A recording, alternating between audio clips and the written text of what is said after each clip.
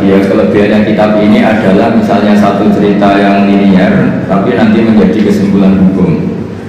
Kita tahu Nabi Musa itu orang Israel yang hidup di Mesir. Mesir dulu bahasanya Al-Qibti, makanya sekarang jadi Egypt. Jadi kalau dulu orang Arab dulu bilang apa? Al-Qibtiyah, apa? Al-Qibtiyah. Sehingga kalau mengistilahkan di antara istrinya Nabi namanya Maria Qibtiyah, artinya berbangsa apa? Mesir. Jadi bahasa Mesir itu sebenarnya salah karena Misro itu artinya kota. Namanya itu ya Qibtiyah itu. Kalau Misro itu namanya apa? Kota. Nabi Musa hidup di Mesir, kemudian dianiaya oleh Fir'aun, digolimi, kemudian beliau mau dibunuh, melarikan diri ke Madian. Melarikan diri ke Madian ini dirawat sama Nabi Syuaib. Nah, asal muala cerita, beliau di kawasan Madian. Saya pernah di Wadi Musa itu, sekarang ikut di Jordan. Jadi Madian sekarang itu ikut mana? Jordan. Saya pernah ke sana di Wadi Musa. Nah, beliau pas di situ santai-santai terus menemukan wajada ummatan minan nasi yaskun, orang rame-rame mengambil air. Terus wajada min dunihim imra'ataini apa? Tajudan. Qala ma khatbuhuma, terus qala ta la nasqi hatta yusdira ri'a'u wa abuna syaikhun kabir. Ada orang apa ngambil air, terus di antara mereka itu ada dua perempuan. Tidak usah diteruskan cantik apa enggak, karena Nabi itu enggak boleh jelalatan. Tapi yang jelas cantik, karena putrinya Nabi itu enggak boleh jelek. Bukan, memang gitu, Allah itu punya sunnah unik. Jadi istrinya Nabi, putrinya Nabi itu enggak boleh jelek, karena nanti jadi ma'rodan lil taubah, jadi sasaran bulian. Jadi mulai dulu mengaturannya gitu. Enggak tahu saya bikin aturan siapa, tapi memang seperti itu. Sehingga kalau dalam tradisi kiai katanya marisi Nabi ilmunya susah, penting marisi punya istri cantik. Karena nggak ada Nabi yang istrinya jelek. Tapi kalau dosen boleh karena takdir. Karena ulama itu harus satu. Jadi pada marisi yang lain-lain itu berat ya sudah. Akhirnya ini cerita, tapi ini nyata nih. Akhirnya ditanya sama Nabi Musa, kenapa kamu tidak ikut berebut ngambil air, karena air di sana susah. Terus saya tidak bisa, kita ini perempuan, kalau berebut pasti salah. Dan kita harus kerja mengambil air sendiri karena wa'abuna syaikhun kabir, kita punya orang tua sudah sepuh, sudah tua. Karena Nabi ini orang yang punya mukjizat. Terus Nabi Musa ada batu besar gitu, cara Jawa diangkat, digerukak, cara Jawa itu diangkat kuat terus mengeluarkan air. Akhirnya ya sudah, kamu ngambil air di sini, kata Nabi Musa. Setelah itu beliau diam di tempat itu lagi. Dua perempuan tadi pulang. Setelah pulang bilang ke abahnya, saya tadi ketemu seorang pemuda, ini kali ini ada katanya ganteng. Jadi ini agak karena ada Nabi, yang dua perempuan tadi ada Nabi. Jadi nyifati cowok itu, saya tadi ketemu pemuda ganteng baik. Terus sama Nabi Syuaib, sudah kamu panggil lagi. Orang itu telah berjasa sama kamu panggil lagi, kita kasih sesuatu. Artinya terus ini dibabkan oleh Sayyiduddin bin Abi Salam, adatul akhyar, tradisi orang-orang baik itu mukafa'ah, memberi imbalan sama yang berbuat baik. Jadi nggak bisa kita cara Jawa modal matur nuwun itu nggak bisa. Jadi itu keliru, itu nggak modal itu. Sehingga dibabkan faslun fi mukafaatil ihsan bi misli al-afdhalah. Jadi bab seharusnya seseorang itu membalas satu kebaikan dengan yang setara atau syukur-syukur lebih. Singkat cerita, akhirnya putrinya Nabi Syuaib kembali lagi ke Nabi Musa. Saat itu Nabi Musa sedang bertarung dengan dirinya. Beliau berdoa gini sama Allah, ya Allah, saya ini orang baik. Jadi ngaku orang baik itu boleh, asal baik betulan. Saya ini orang baik, tapi saya ini butuh sesuatu. Tapi kalau saya minta sama yang saya kasih apa itu nggak baik, karena saya nanti tidak ikhlas. Tapi nyatanya saya butuh. Pas bergumam begitu, putrinya datang terus bilang, inna abi yad'uka liyajziyaka ajra ma saqaita. Jadi lebih vulgar. Jadi ini tradisi Nabi sama Anda itu beda. Saya ulang lagi, ini sambil latihan bahasa Arab sama latihan filsafatnya orang-orang baik. Putrinya Nabi Syuaib itu tidak Nabi, sehingga kalau ngedikan lebih kasar.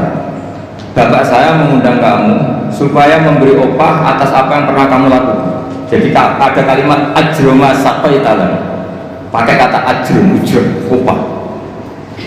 Padahal Nabi Syuaib tidak mengajarkan seperti itu.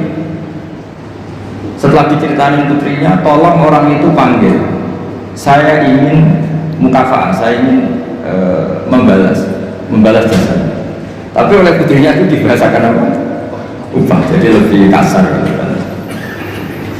Terus singkat cerita Nabi Musa ikut pulang karena beliau nggak tahu jalannya, beliau di belakang. Kata cerita itu entah kena angin entah apa, yang nggak pakai celana, mungkin pakai maxi atau pakai rok gitu. Agak terbuka sedikit karena Nabi itu ya Nabi betul Mbak. Sudah Mbak, kamu jalan di belakang, nanti jalannya kamu yang mandu, baru saya di belakang kamu nanti tahu macam-macam. Akhirnya Nabi Musa di depan, yang putrinya Nabi Syuaib di belakang. Terus kalau kanan kirinya dipandu, ayo kiri kanan gitu, contohnya gitu. Singkat cerita sampai di rumah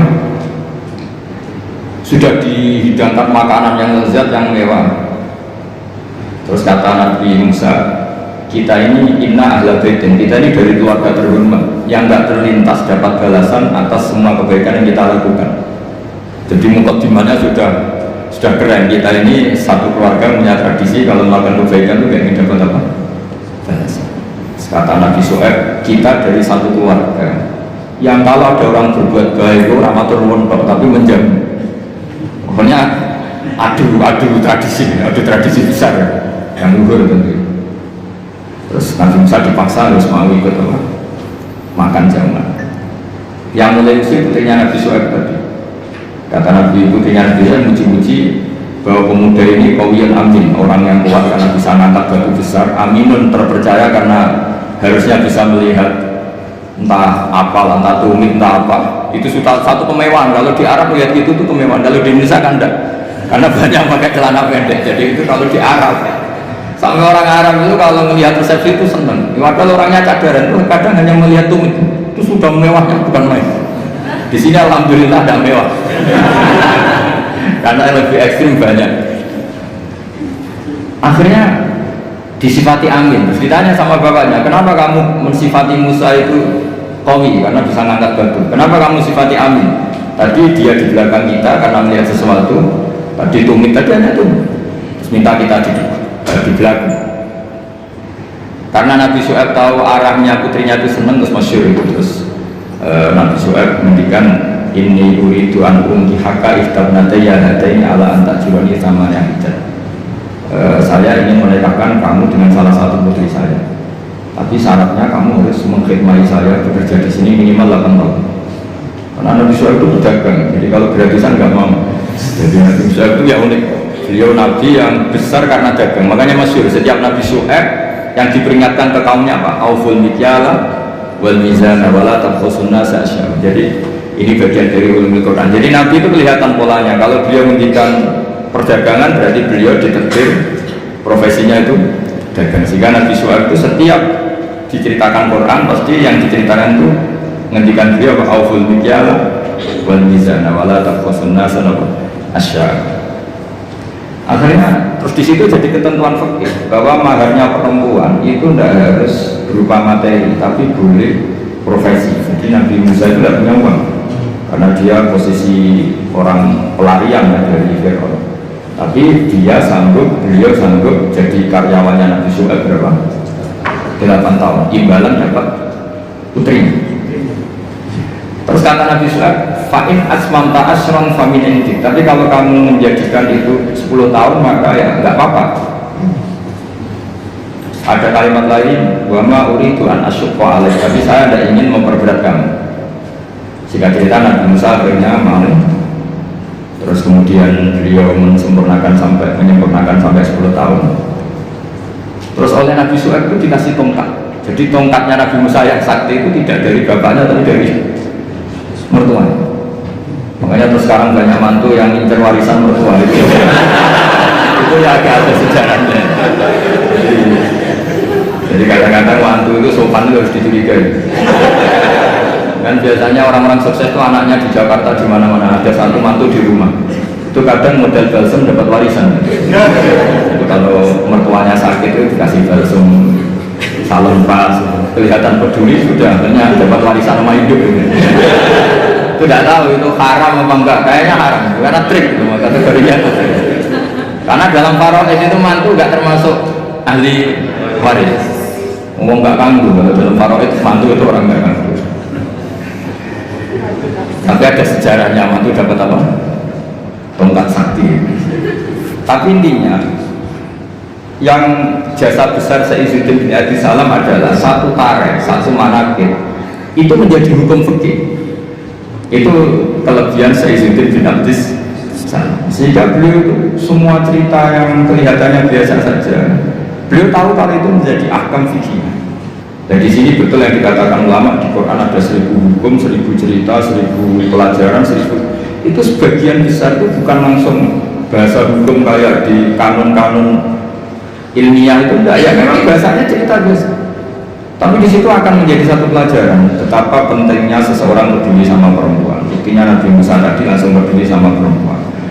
Betapa pentingnya satu peradaban. Kalau laki jalan sama perempuan, sebaiknya perempuan yang di belakang, lakinya yang di depan. Padahal di kondisi yang seharusnya perempuan di depan karena ini yang tahu jalan.